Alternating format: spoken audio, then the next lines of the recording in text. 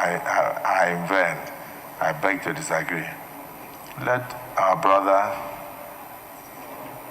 Peter Obi show leadership like Edwin Clark did by resolving first the crisis in the Labour Party. For a man who wants to run Nigeria, you have one of the smallest parties in Nigeria, and you cannot even resolve the crisis in that Labour Party. Is it the crisis of Boko Haram that you will come and resolve in Nigeria? I would like us to be known for what we did when we had the opportunities. As I speak now, I can tell you about the dualized thoroughfares in my state.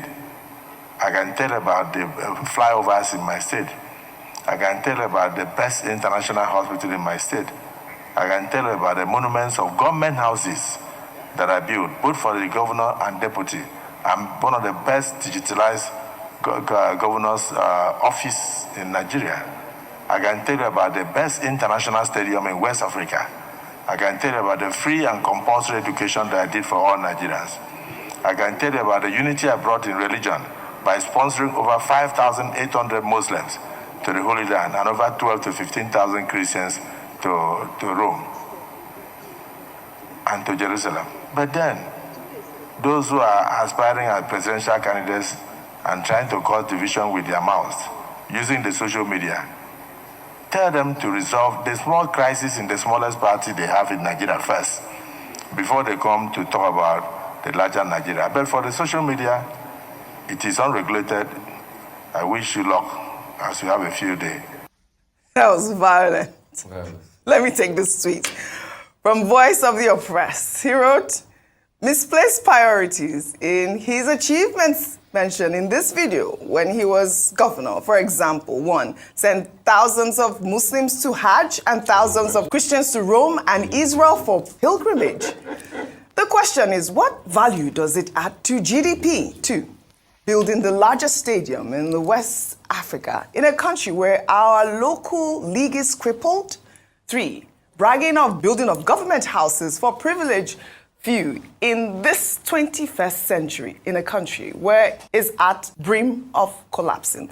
Nigerians will never get it right until they stand up against all these odds that have bent to impoverish them from cradle to the grave. I mean, that was a loaded tweet as well, but yes, I think he was. I think with due respect, quickly. Whatever he has spent on the pilgrims, you know, I think he should go and get that money. I know that money is gone, but if possible, we should get them back. And he could use it to fix schools and do things that are more important. You see, these leaders don't even understand the basic and the most important things, which are services to humanity, hospitals, schools, and the likes. And these are things that make a society. Awolowo's free education to today, we still talk about it. Bragging about building a stadium. Yes, okay, to attract people to play. But what about having an ancillary football team also there to be able to run out of the place? That's it. Then he talked about a hospital. Can you recommend that hospital for president? Is it the 41 billion? I can't remember. Hospital, I want him, since he said he's built an hospital, the hospital is working. You should recommend the hospital for President Tinubu for his health checks. Because if you can build such a hospital, I don't see why President Tinubu, according to Frank Schreiber's comment, will have health checks anywhere else. So please, you should recommend that hospital for President Tinubu. But it just shows you that the priority is always different. All right. And these politicians keep talking like it's their money. It's not your money. Yeah. If you sell Obi to regale you with the things he did, we'll be able to tell you the things he did with the people's money. Yes. So it's not, I did it. I did it. No. If you brought out money from your pocket, we will be able to know. All right. So that's just it, pure and simple. But you should recommend that hospital for president. You should recommend. That was Frank Schreiber. Vimbai has not spoken. And, you know, we really have very little time. A comment quickly, then we move. Because I know you want to do your Enugu I always story. like to say two things can be true. Yes. Akwa Ibom is doing well as a state. That's the honest truth. We cannot take away from that. You visit Uyo, and Uyo as the capital, and even on the fringes outside of Uyo, Akwa Ibom is, I believe in the past 6 years, the IGR has increased by over 170%.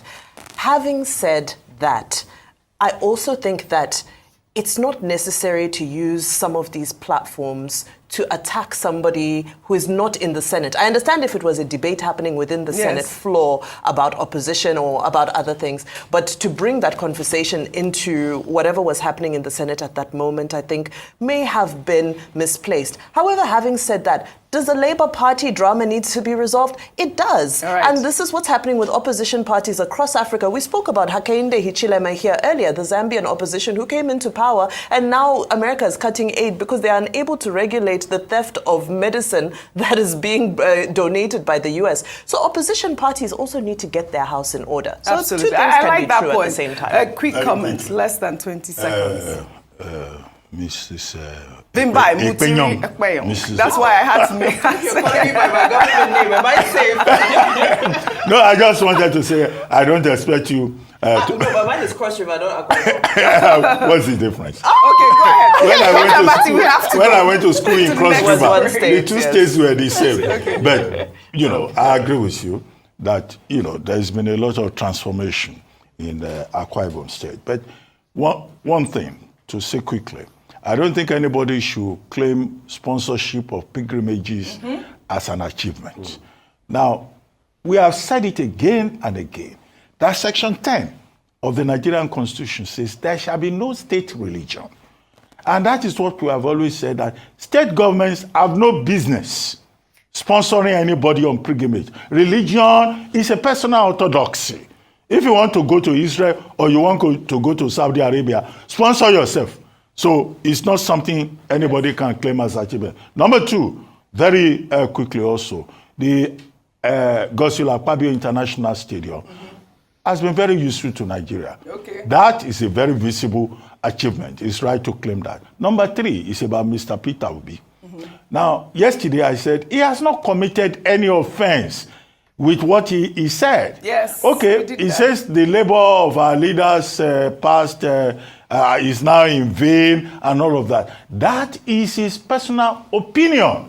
He's saying that Nigeria is a country that have not met its potential, or that has not fulfilled the dream of the founding fathers.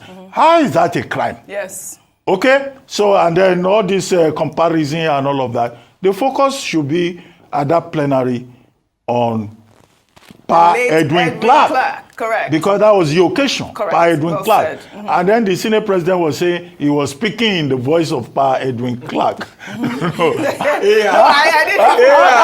How do we know that? I don't know. No, he said it. He said it during the presentation. This is the AI version of Pa Edwin Clark. How does he know that? How do we know that? I mean, that is what Pa Edwin Clark, Well, now all blessed right. memory, Well, would all have right. said. All They right. should just leave Peter Obi alone. This is it. He can express himself. Right.